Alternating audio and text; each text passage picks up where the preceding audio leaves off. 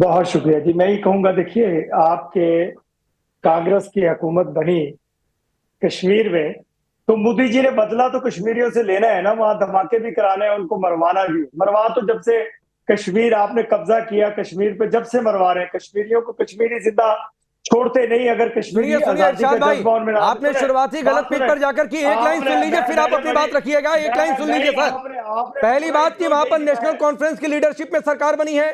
दूसरी बात है, हिंदुस्तान में पार्टियां आती जाती रहती हैं। किसी पार्टी आप की सुने। सत्ता आ गई तो कोई जाकर अटैक नहीं करवा देता आप है। सुने सुने सुने, कांग्रेस पूरा ने बोलने 70 तो दो। 75 साल शासन किए, बीजेपी आ गई। कल हो सकता है आप बीजेपी सुनो के बाद दोबारा कांग्रेस आ जाए। तो ये यार, एक मिनट। पाकिस्तान मत समझिए हिंदुस्तान को। एक मिनट तो मुझे चलिए बोलने अपनी का दे बात दो पूरी यार। करिए। अच्छा, बात यह है कि देखें, आपको कहां से सबूत है कि पाकिस्तान ने कश्मीर में बेगुनाह लोगों को मरवाया? पहले कहां तो से यह सबूत कि है? मुसलमान कभी कभी नाजायज किसी को नहीं मारेगा। मुसलमान जब भी मारेगा, उसको मारेगा जो जालिम होगा और जो मजलूम पे जुल्म करने वाला होगा, और वो है आप लोग। देखें, हम आप पे कभी इल्जाम नहीं लगाते। मेरे बलूचिस्तान में इतने आऊंगा लोगों आरपी को सिंह, घायल आऊंगा किया आऊंगा, गया, एक मिनट समय दीजिए, इतने आता हूं। इतने इतने इतने लोगों को शहीद किया गया। ये अभी इन्होंने मान लिया कि इन्होंने मरवाए एक हैं। एक एक हमने आरपी सिंह, हमने आरपी सिंह हमने आता हूं। अभी सुने अभी सुने अभी सुने सुने मेरे सुने सवाल से मुझे निपटने दीजिए इरशाद अहमद को। बोलने दे। इरशाद भाई मुझे सुनिए, सुनिए ना, सुनिए। अभी एक कहावत अभी आपने सुनी है। अभी तो एक मिनट आरपी सिंह, एक अभी मिनट तो दे मैंने दीजिए, आ रहा जख्मी हूं नहीं सर। किया तो आपके आ रहा हूं मिर्चे सर, लग गए। एक मिनट दे दीजिए। इरशाद मैंने अहमद सुनिए ना, एक घायल कहावत आपने नहीं सुनी किया है। तो चीखें निकल गई। अरे सुनिए जब मैं इरशाद घायल अहमद, करूंगा एक तो क्या? कहावत, चोर की दाढ़ी में तिनका।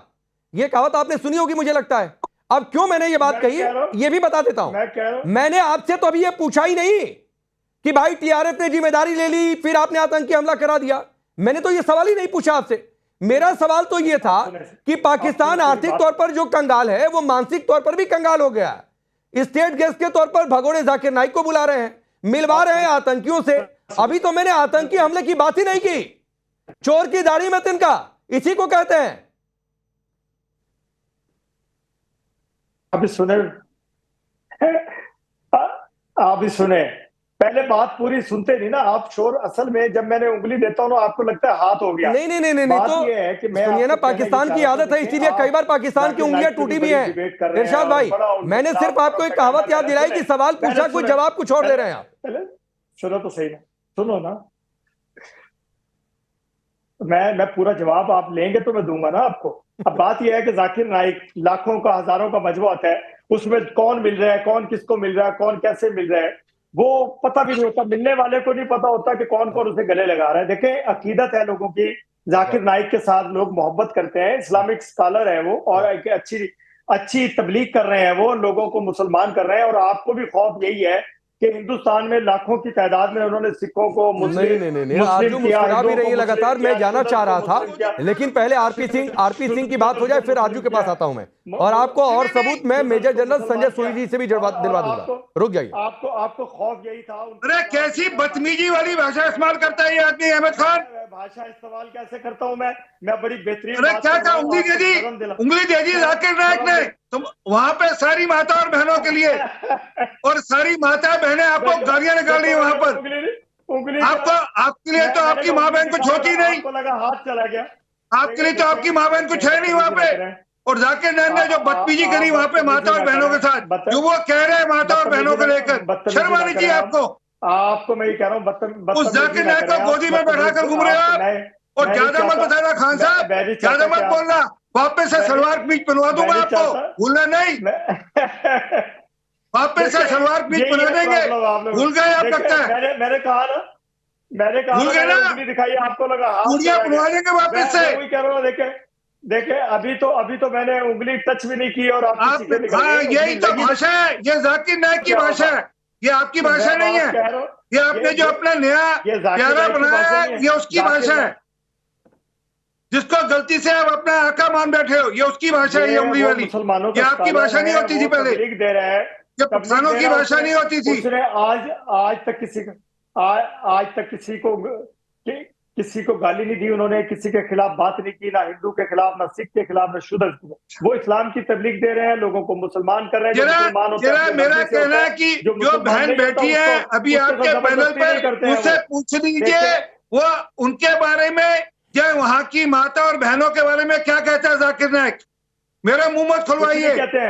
हमें शर्म आती है वैसी भाषा का इस्तेमाल करते हुए। वो जो कहते हैं वो सही कहते हैं। जो पर्दादार होती है वो किसी मर्द के साथ नहीं बैठती है।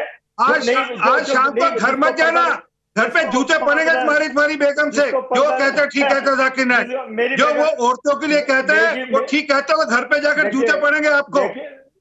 देखिए सुने, जूते आपको पड़ते होंगे इसीलिए सर अरे पर आगे बढ़ता हूं। एक मिनट, आरपी सिंह प्लीज। और इरशाद अहमद सुनिए। अब जरा आरजू काजमी को लाइए स्क्रीन पर। आरजू है क्या? आरजू भी इधर ही है, आरजू भी आ जाएंगी। हाँ, मुझे नहीं है नेटवर्क में। क्या करें आपके पाकिस्तान में ऐसे ही नेटवर्क की हालत है। देखिए ठीक ढंग से डेटा नहीं मिल पाता है लोगों को। कहीं और चले जाए तो वहां भी डेटा नहीं मिल पाता है। बड़ी बुरी स्थिति है पाकिस्तान की। चलिए संजय सोई जी मैंने एक कहावत, रुक जाइए सर, आपने आईना देखने की बात कही थी ना, मैं आ रहा हूं आपके पास। संजय सोई जी, मैंने सवाल पूछा जाकिर नाइक के आतंकियों से मुलाकात पर। मैंने तो इस सवाल ही नहीं पूछा था कि पाकिस्तान ने आतंकी हमला करा दिया। क्या क्यों करा दिया भाई? बातचीत भी चाहते हो और आतंकी हमला भी। ये तुरंत आतंकी हमले पर आ गए। रुकिए भाई प्लीज, सुना करिए। इरशाद अहमद जी बैकग्राउंड कमेंट्री नहीं करते हैं, तो थोड़ा सा रुक जाइए। संजय सोई जी, यूनाइटेड नेशन में इस बात का जिक्र है कि 150 से ज्यादा आतंकी संगठन मौजूद है पाकिस्तान में। एसएटीपी कहता है कि हर राज्य में आतंकी संगठन और आतंकी फैले हुए हैं। बड़े आतंकी संगठन के नाम गिनवाएं या आतंकियों का पनाहगार, तो हालत तो यही है कि पाकिस्तान में आतंकी और भगोड़ों के अलावा कोई है नहीं। बहुत अफसोस की बात है, और मैं ये कहता हूं कि ये भारत के लिए खराब किस्मत है कि हमारे साथ आज पाकिस्तान हमारा नेबर है। और ये अगर पाकिस्तान की सोच अच्छी होती तो शायद आज पाकिस्तान तरक्की कर रहा होता, आगे बढ़ रहा होता। अगर इन्होंने खाली आतंकवाद को सपोर्ट देने के बजाय एक तरक्की की बात की होती, आवाम के भले की बात की होती, उनके तालीम की, इकोनॉमिक डेवलपमेंट की, इंफ्रास्ट्रक्चर की, उन चीजों के ऊपर सोचा होता है। इन्होंने तो खाली एक आतंकवाद की फैक्ट्री बना दी है। और आज पूरी दुनिया में मैं ये देखता हूँ कि जो कई बार मुझे विदेशों में मेरे पाकिस्तानी भाई मिलते हैं, जो आवाम के लोग मिलते हैं, वो गाली देते हैं सरकार को, नेताओं को, वो गाली देते हैं वहां की सेना को कि जी जनाब इससे तो भारत अच्छा है। यहाँ पे देखिए किस प्रकार से शांति है, हर आदमी को बोलने की हक है, हर आदमी कुछ भी कर सकता है। आप इलेक्शन में जो जीतता है वो जीतता है, जो हारता है। डेमोक्रेसी की जीत है।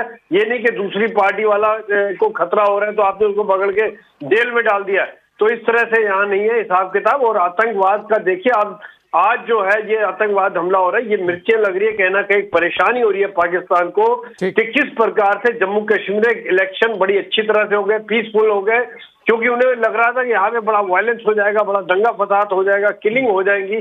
कुछ नहीं हुआ। लोगों को, आवाम को पता है कि क्या। संजय सोई सर, मुझे थोड़ा सा समय दीजिए। ब्रिगेडियर हैरिस नवाज जी भी हमारे साथ जुड़ चुके हैं, आरजू जुड़ चुकी है। पहले आरजू आपके पास आता हूं। आरजू, एक कहावत है चोर की दाढ़ी में तिनका, और ये कहावत सच साबित हो गई इरशाद अहमद पर और पाकिस्तान पर कि भाई मैंने सवाल पूछा कि जाकिर नाइक की आतंकियों से मुलाकात क्यों करवा दी। भारत का भगोड़ा ही मिला था बुलाने के लिए, और उसकी भी मुलाकात आतंकियों से सीधे आ गए कि कश्मीर में टेरर अटैक पर। मैंने तो कहा ही नहीं था कभी पाकिस्तान के कनेक्शन की बात पर।